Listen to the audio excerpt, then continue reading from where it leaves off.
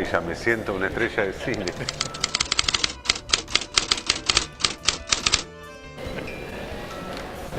Andrés Duprat, muchas gracias por recibirnos en el museo. Tú sos uno de los primeros directores del museo que está aquí por concurso, ¿no? Sí, es verdad, pues por suerte han implementado hace algunos años esa práctica, esa mecánica de hacer concursos y la verdad que se ha extendido mucho en Argentina, porque se han hecho, este fue el pionero, pero se hicieron concursos en muchos de los museos de Argentina, no solo en Buenos Aires, sino también en Córdoba, en las provincias, museos. De hecho, en este museo hicimos, después que yo gané el concurso, se hicieron 2 concursos más para el director administrativo y el director artístico. Y también a través de esa mecánica, ahora tenemos como ese equipo, ¿no? ¿Y esta de Alonso, con cuánto tiempo estuvo preparada? Esta Alonso, bueno, es un artista local y cercano, entonces tienen menos tiempos que las que te nombraba, como de Joan Miró. La de Alonso, hace rato, nosotros tenemos como una de las líneas de acción del museo para nosotros muy importante, es honrar a los grandes maestros del arte argentino, sudamericano e internacional. Esa es una de las líneas. Y en ese contexto, bueno, Alonso era una figura saliente, que hacía tiempo que ya nos mostraban el Bellas Artes, y nosotros somos conscientes de la importancia de este museo, así que le ofrecimos, yo creo que hace un año y poco, la posibilidad de hacer una retrospectiva de su obra y bueno, él accedió encantado y se puso a trabajar con los equipos del museo. Esta muestra está curada por 2 personas del área de investigación del museo, Florencia Galencio y Pablo De Monte. Así que también eso nos da, es como un honor también haber hecho toda la producción desde adentro del museo y estamos muy satisfechos de cómo quedó la muestra y la respuesta de la gente.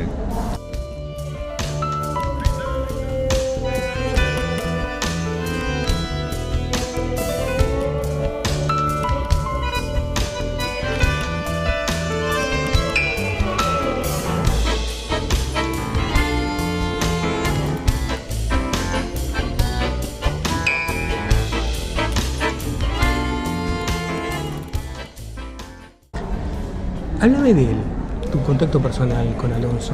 Mirá, yo no era amigo de él, lo conocía, pues yo me dedico hace muchos años al arte y yo tengo gran admiración por esa generación de artistas que hoy tienen cerca de 80 años.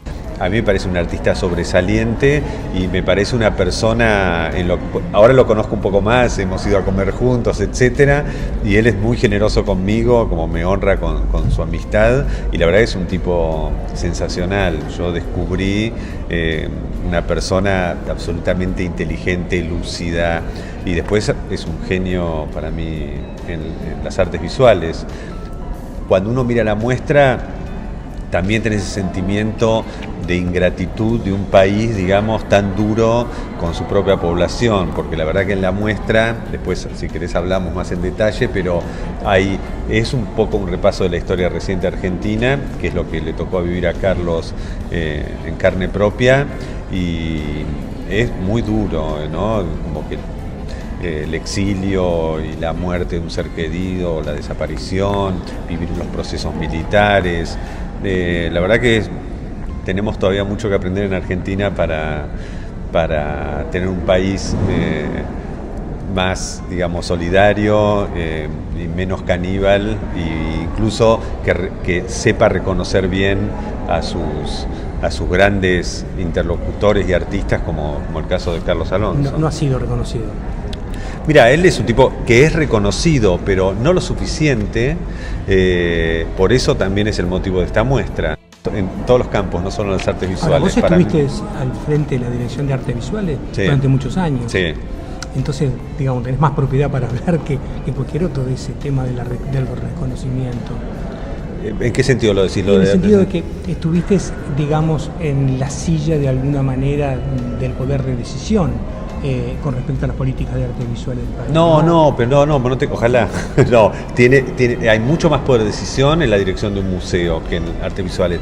En la dirección de artes visuales lo que se hacía era fomentar las artes visuales, sobre todo contemporáneas, en todo el territorio nacional, porque también Argentina es un país muy, muy centralizado en Buenos Aires, también que es un país grande, y diverso, y eso lo entiendo, la dificultad, pero mi rol allá en la dirección de artes visuales fue sobre todo tratar de generar programas para las provincias, para federalizar el arte, que es una cosa que también hago desde aquí.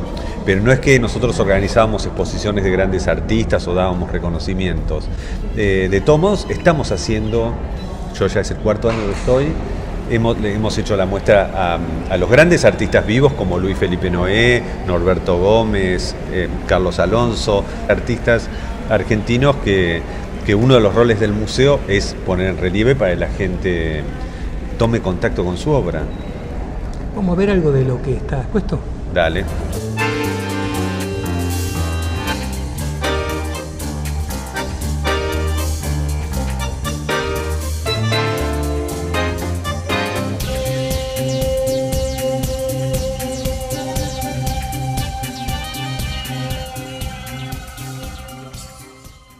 Andrés, ¿cuántas obras hay expuestas acá?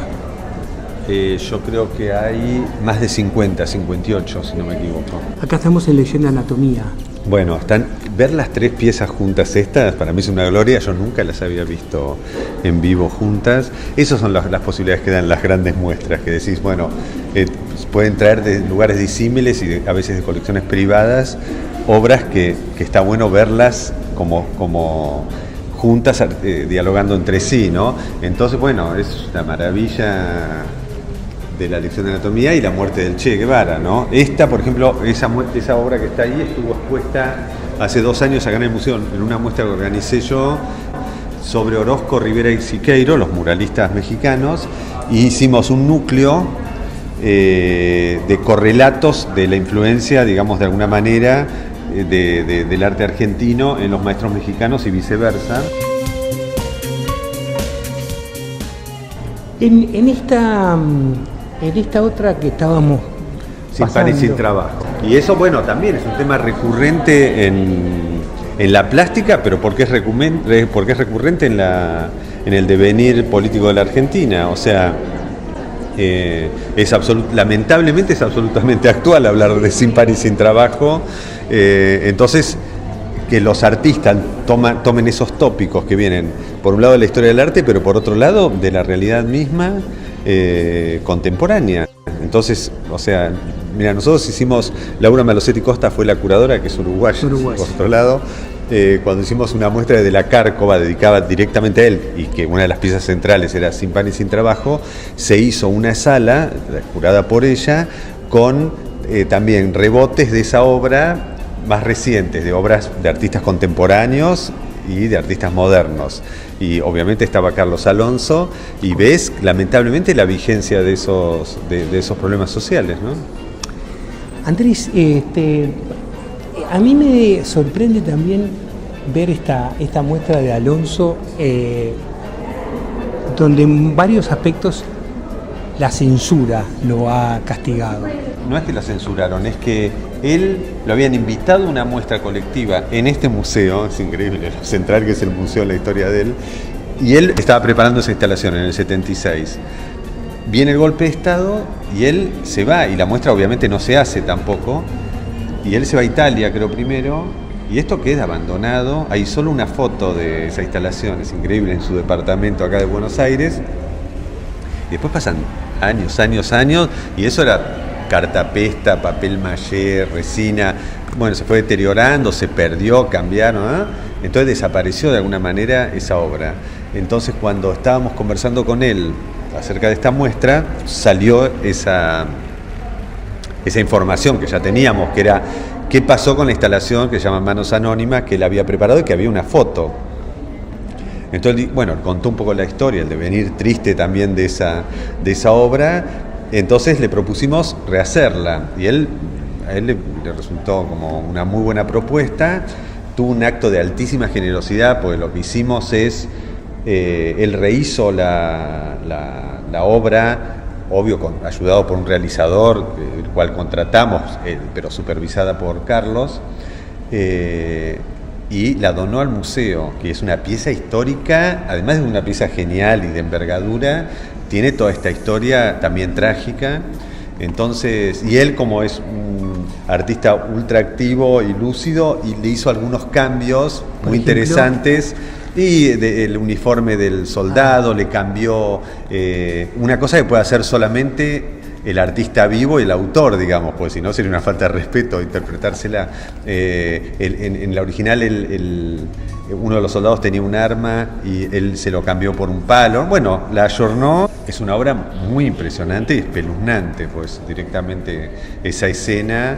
Te diría también es anticipatoria, pues es una obra del 76, sí. Las hizo antes del golpe y bueno, todos sabemos lo que pasó después.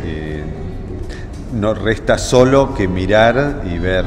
Hay algunos artistas que son anticipatorios de la historia, ¿no? Sí. Yo creo que eso casi que es un don de los artistas, que hay gente que está como pensando a veces más allá del cotidiano que uno le toca vivir y lidiar. Entonces a veces suceden esos accesos que vos decís, mirá, eso está dicho, estaba dicho desde antes o la vio venir, ¿no?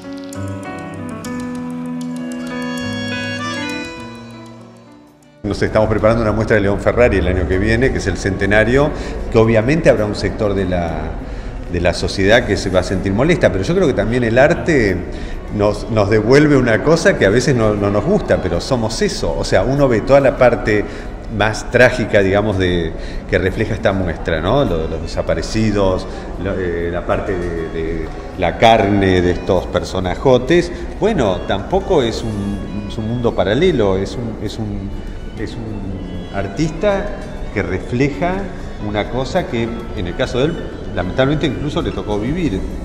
Entonces, si no nos gusta ese reflejo, bueno, cambiemos las cosas para que no vuelvan a suceder, pero no que no nos la muestren, digamos.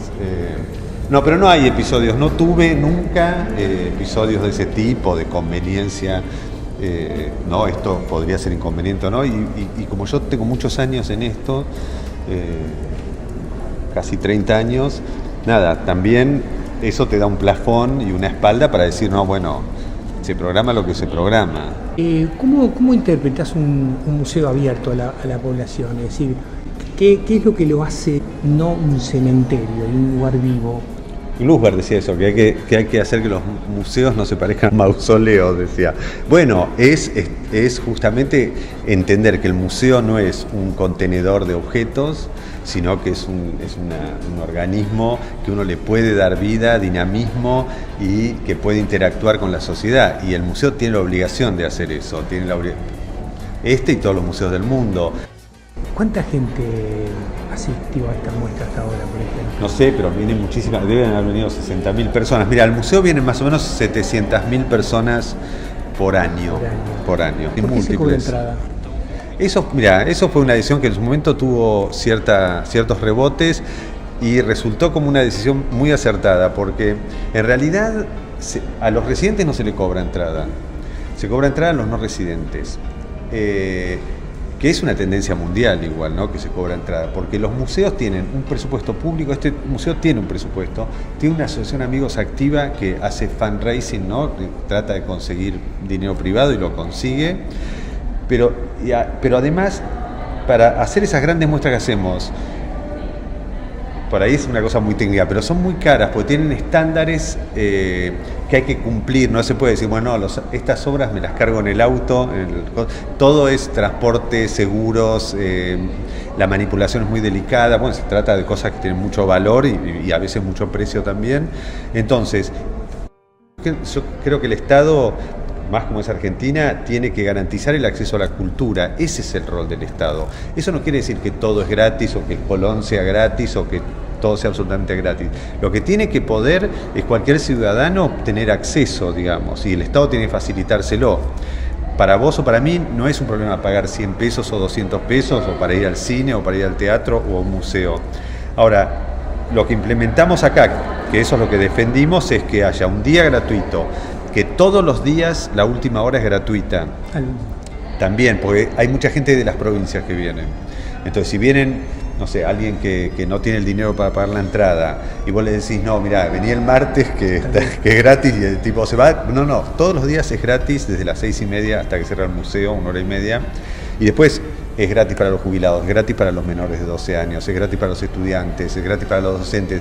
O sea, ese es nuestro, digamos, el rol que cubre el Estado. Es decir, bueno, y si alguien no tiene dinero, eso lo digo y lo confirmo, también va a poder entrar, porque no es un lugar de élite. Otro tema que mucha gente no sabe, muchas veces se decía, los teatros o los museos que no cobren, pues eso va al erario público general y nunca vuelve a cultura, que era un buen argumento, como decir, bueno, yo le pago al museo con gusto, porque lo veo, pero ¿cómo sé que ese dinero va al museo? Bueno, en este caso también es así, o sea, la cuenta donde van las entradas al museo es del museo, la gasta solo el museo y la gastamos en comprar obras, en hacer obras de infraestructura.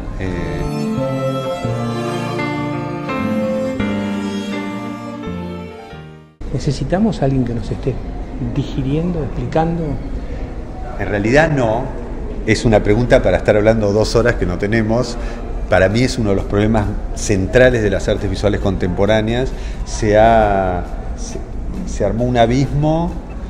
Yo lo tengo bastante estudiado ese tema porque me preocupa, me interesa y me parece el drama de las artes visuales. Se ha alejado del gusto de la gente, se transformó. Muchas de las profesiones de arte contemporáneo se transformaron en una élite de que parece que uno tiene que ser profesor o ir a tener un doctorado en arte para poder ver un cuadro que hizo un pintor o una instalación o un videoarte, y es muy perverso eso, porque, o sea, se pierde la razón primera de que el arte es una persona haciendo algo y otro que lo recibe. No hay que ser doctor, no es, neurociencia, donde uno dice, no, tenés que estudiar 7 años en la facultad para entender. Eso yo entiendo y tengo respeto por el conocimiento, pero no con las manifestaciones artísticas.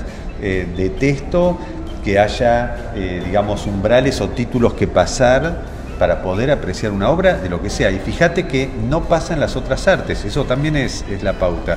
No sé, vos podés escuchar una música y te puede gustar, no gustar, pero no viene, o ir a ver una película, pero no viene un salame a decirte, no, yo te voy a explicar lo que escuchaste, porque vos no lo sabés.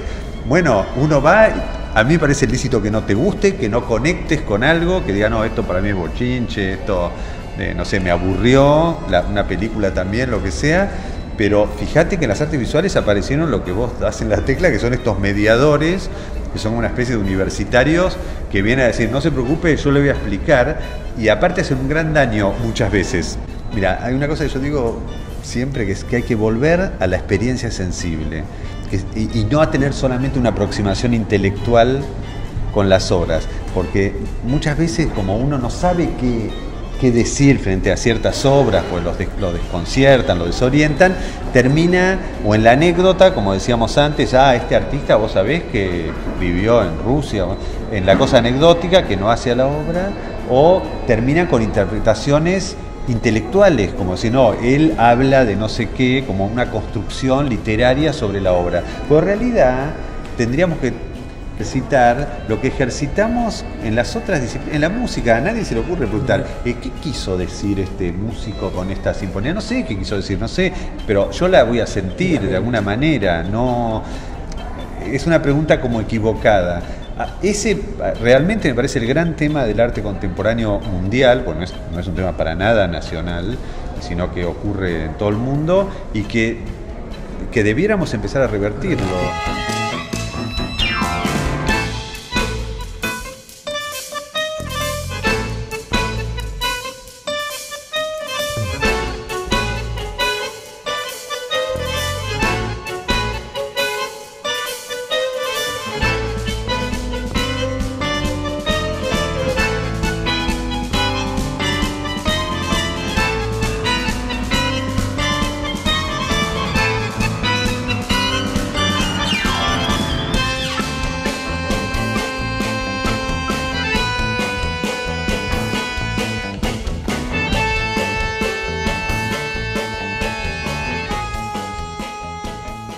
¿Y Gary viene a Buenos Aires?